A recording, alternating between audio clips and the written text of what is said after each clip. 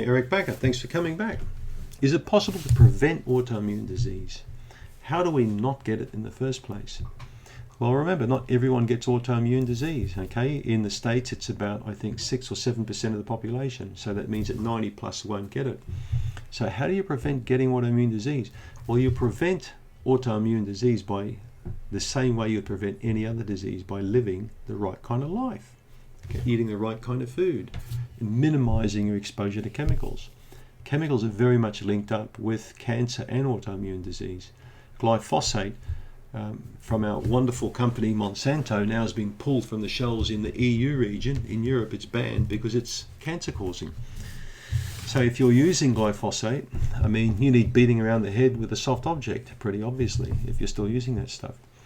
I hope it gets banned quite quickly here in New Zealand, because I hate seeing it being sprayed around the place. So when you use chemicals around the house, in the kitchen, in the bathroom, in the garden, in the laundry, in the garage, anyway, you're just exposing your risk increasingly for an immune disorder.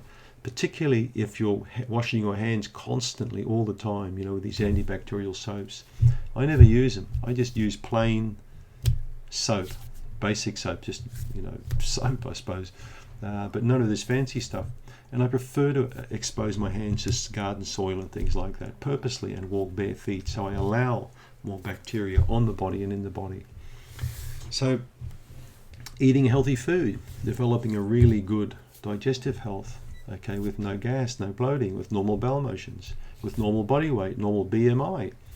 This is how you're going to reduce your risk of developing an autoimmune disease, by minimizing your stress. How many times have I spoken about that on this channel? I don't know, about looking at what really stresses you out and trying to understand the connection between your occupation, your relationships, and your health. So these are the things that need fixing up if you want to minimize your risk for developing autoimmune disease.